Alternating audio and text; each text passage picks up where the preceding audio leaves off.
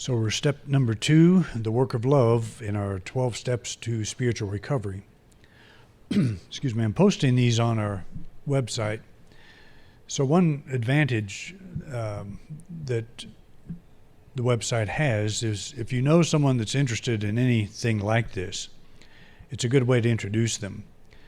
Because I'm putting all 12 steps and then the messages as I get them completed that are on the back of the program. I post those as well, along with the steps. So the website gives easy access to each week's video program. It gives easy access to our YouTube channel, which is rather difficult to find otherwise, but this way you just click a button. And I'm also, when you get on our YouTube channel, you'll see a heading playlist, and I'm starting to put talks together like any series I would do is part of a playlist. So if you click on that and open that playlist, all of those lessons will be there for you, so you don't have to search for them. If there's something that you liked about it, I'll probably put this 12 steps to spiritual recovery series in about 3 different parts, 4 lessons each.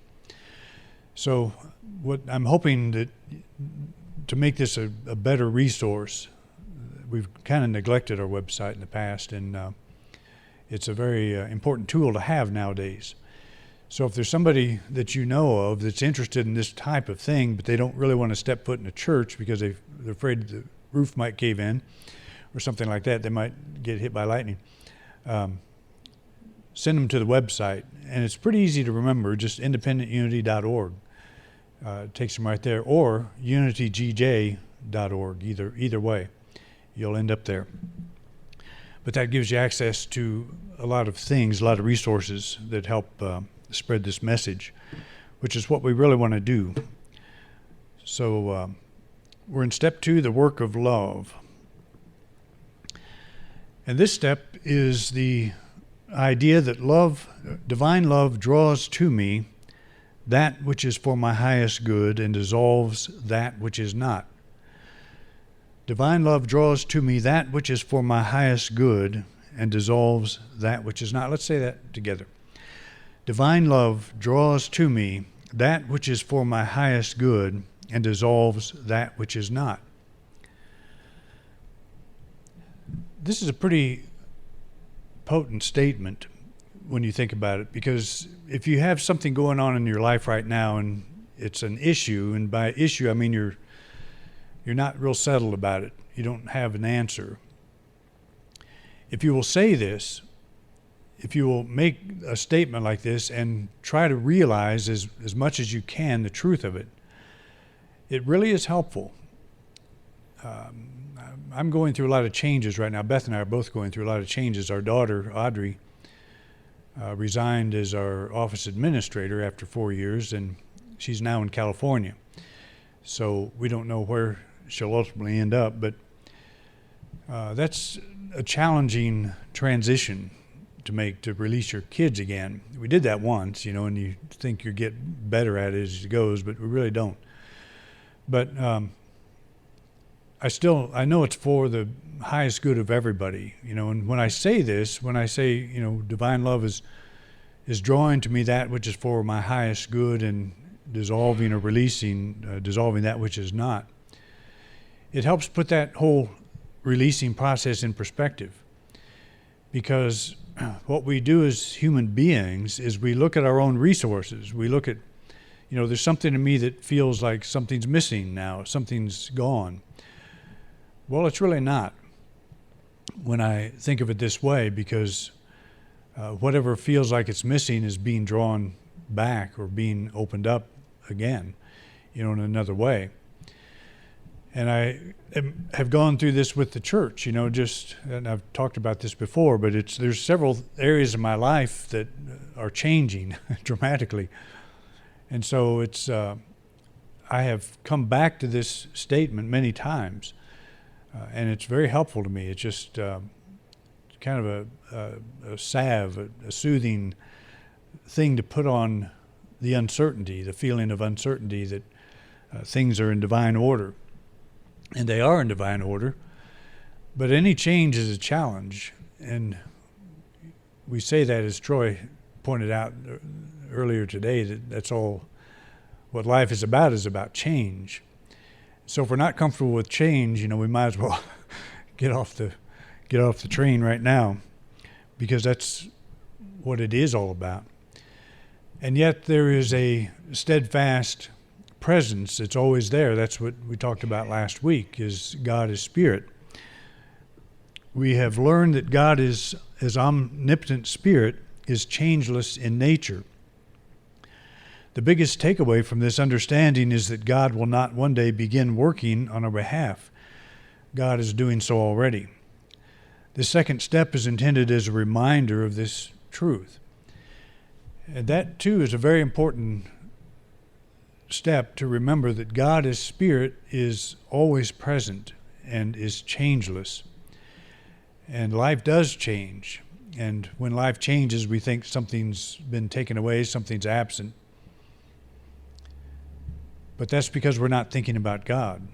Our thinking has dropped down into a level of the human understanding, and that's where we live a lot of times, and we want that to be in order too.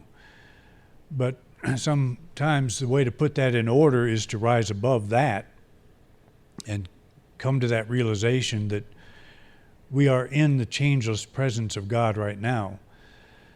That to say that love draws to us that which is for our highest good and dissolves that which is not, that doesn't mean that we're kickstarting love. It's been doing it all along. And the healing aspect of this for us is to know that. It's, the struggle that we're having is our own struggle. It's our own low visioning. And we can do something about that. And the most effective thing we can do about it is nothing, is let go.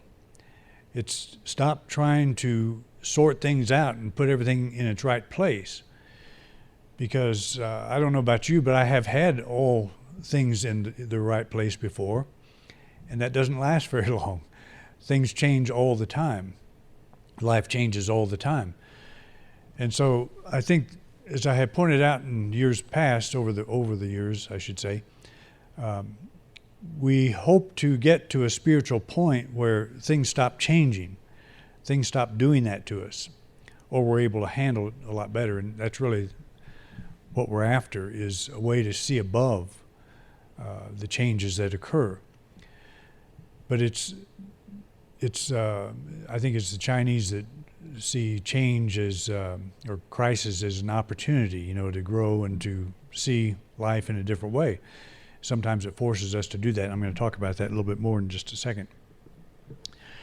It's not always easy to see that divine love is now doing its perfect work in our life.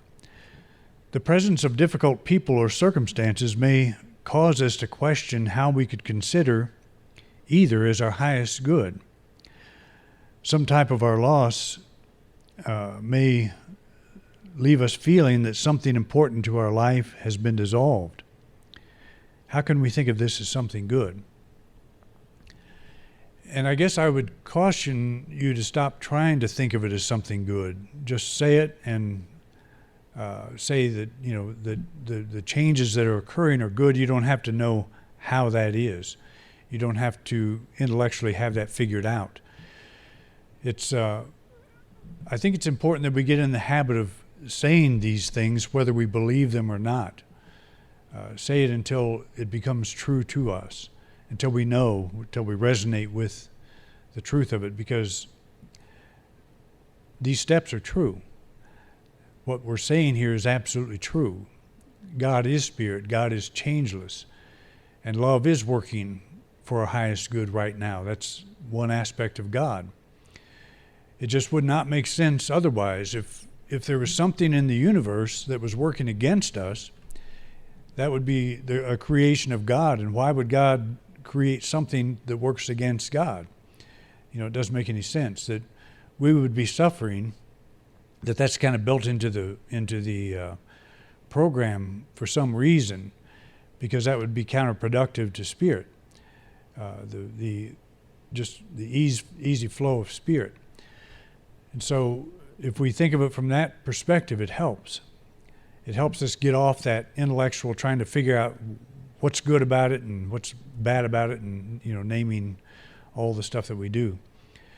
But that's our natural knee-jerk reaction usually, is to try to do that. And so the spiritual thing is, it is a choice. And we have not come this far for nothing. We have not come this far in this kind of teaching for nothing. We want to apply it. We want to take the situation that we're in right now. We want to take that real life situation and declare that love is doing its perfect work in this situation, and that I can let go, I can release and let go. And if I feel a negative feeling gnawing away at me, I stop and I just let that go, let that feeling go, knowing that love is doing its perfect work in me now. This is reclaiming my spiritual heritage, and it's spiritual recovery, I should say.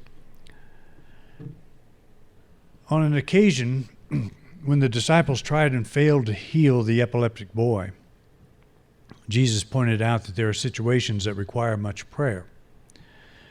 Their apparent failure turned into an important lesson. When appearances are confusing and it feels as if life is playing tricks on us, it is time to take a deeper look. In so doing, we gain a higher perspective. This frame in the film is not the whole movie. That idea has also helped me quite a bit, to think that whatever the situation is in your life, it's one frame in the movie, it's one scene, and it takes all the scenes to make the movie. And so we stop on that one scene, we don't like it. It seems so negative. We stop there and just say, my life is not so good now. Well, you may go to a movie that has scenes like that, but you may leave thinking that's the best movie I've ever seen, because I watched the whole thing. I watched it clear to the end. Maybe there were some tense moments. That's what makes a good film, is when they take your emotions up and down, and you're not sure if that hero is going to succeed or not. That's the whole driving force of fiction, is conflict and uncertainty. When you're writing fiction or when you're watching it, that's how it works. It takes you up and down. There's always, you never allow the hero's problem to be solved until the end. You just keep making it worse for him. Keep making it worse. And maybe that's how your life feels sometimes, like somebody's writing the script for you and they just keep making it worse to make a really good film. But life is like that, and we're drawn to that kind of thing. And if we're drawn to it in a movie theater, it's not that big of a switch to just think of your life in the same way, that this is one frame in the film. It's not the whole movie, but this is going to be a good movie. This is going to be a blockbuster. It's going to be something good. So the disciples had this problem. An epileptic boy was brought to them, and they could not heal him, and they felt like they had failed. And what Jesus was saying, well, it takes a little more insight. It takes a little more of you sticking with your principles and looking beyond the reaction. So they probably were doing something they all learned, and were having no good effects, no good changes as a result of it. So they thought, well, we can't do it. So Jesus comes along, and he didn't do anything either. He just had that consciousness that he could see wholeness. And I think that's a very important key to us as well. To see wholeness in a situation is to see that love is drawing to us that which is for our highest good and dissolving that which is not. That's to see the wholeness. That's really what's happening in this film, in this movie that we call our life. And he was apparently able to do that. I think that was one of his great secrets, because he so often said to people that were healed in his presence that your faith has made you whole. And I think what people would do is they would believe he was the healer, he was the power, and that belief was enough to allow them to change their mind about their condition. It was a kind of a love in action thing. And sometimes we need that. Sometimes we need help. We need someone to reassure us, that things are working out, that life really is okay as it is. It's unfolding in divine order.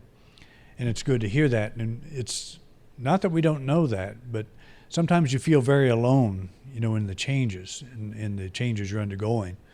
You feel like you're the only one there going through it. Nobody else really understands, but probably everybody has been through everything all of us have been through at some form or another, and probably a lot worse in some cases. But it's we're looking at the big picture. We're stepping back, looking at the big picture. Because whatever challenge you're having in your life, how many times have you been in one just like this? How many times have you seen circumstances that are very similar to what you're going through now? The thing is, when you're going through the thing, it seems like it's worse than ever. This is the worst thing that's ever happened, or it's the worst pain I've ever had. That last bout I had with the sore throat seemed like it was the worst sore throat I'd ever had in my life. But it probably wasn't. It's just, while it's going on, that's your life right then at that moment.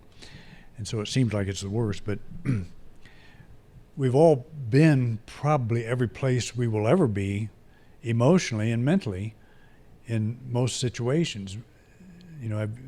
We felt like our back was up against a wall. We felt like we didn't know what to do in a situation.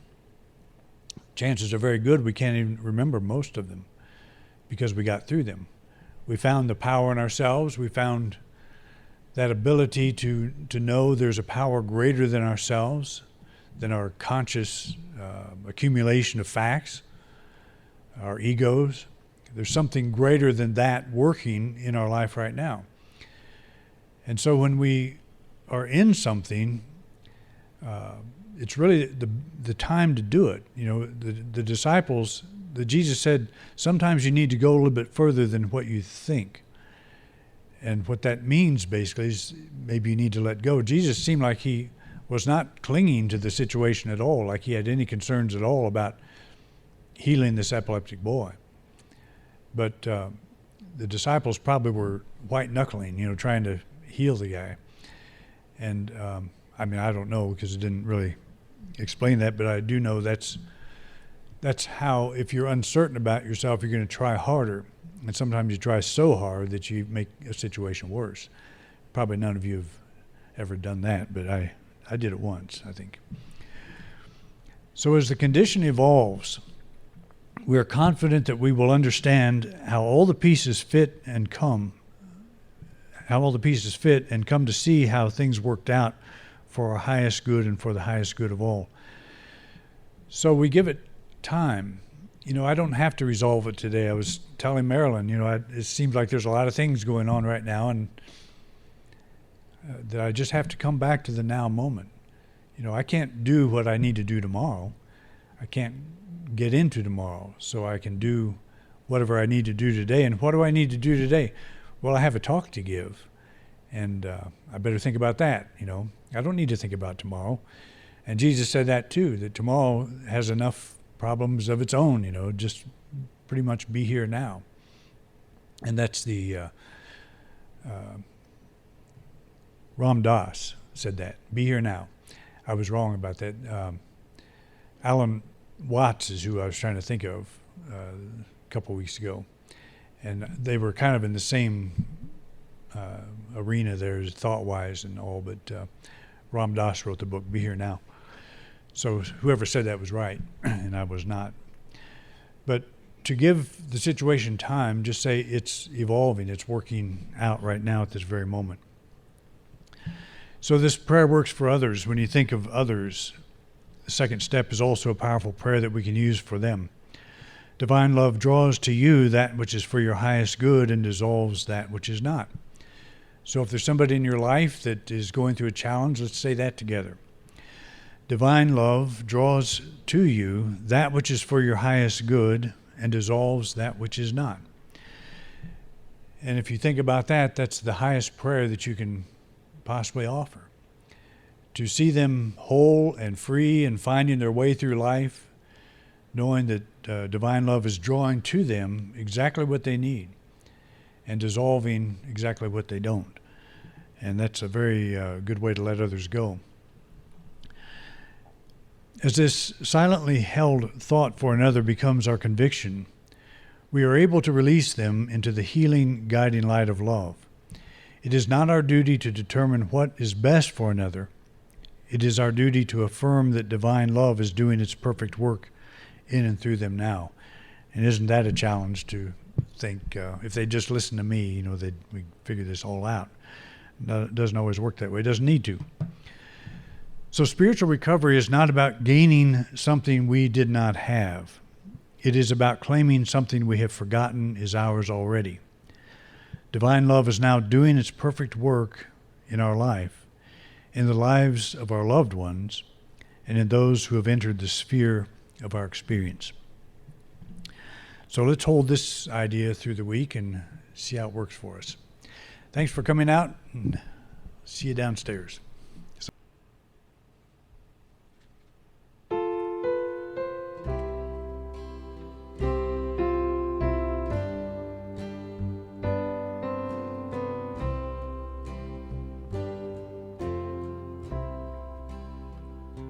You know the life we undertake is a choice that we make. We choose our highest good when our spirit is awake. We made a choice to step upon the unknown road we are now on, fearlessly drawn into the dawn. We carry on.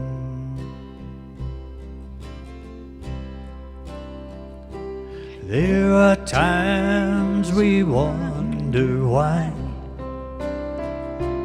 when we lose that initial high.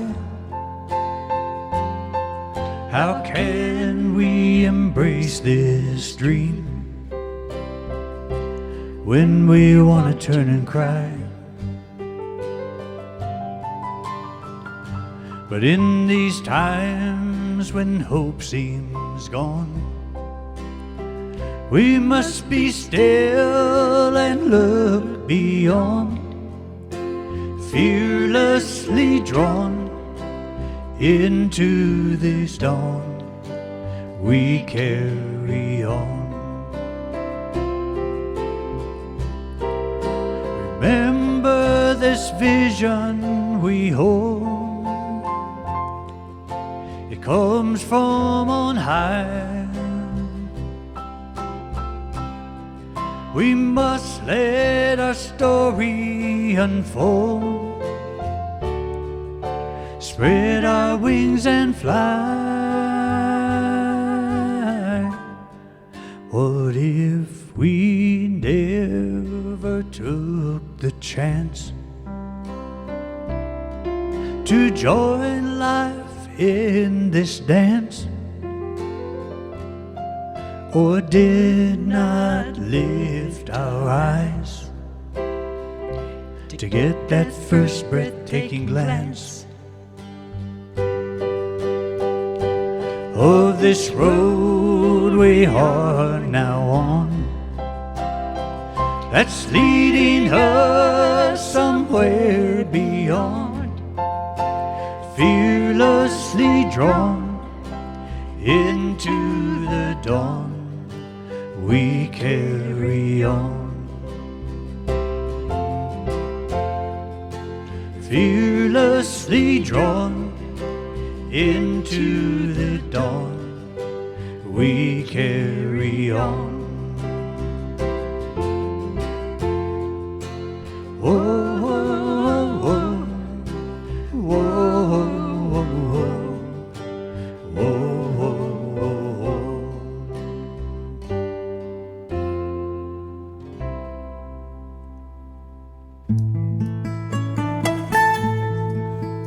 You've been watching a talk given by Reverend Doug Bottorff here at Independent Unity in beautiful Grand Junction, Colorado.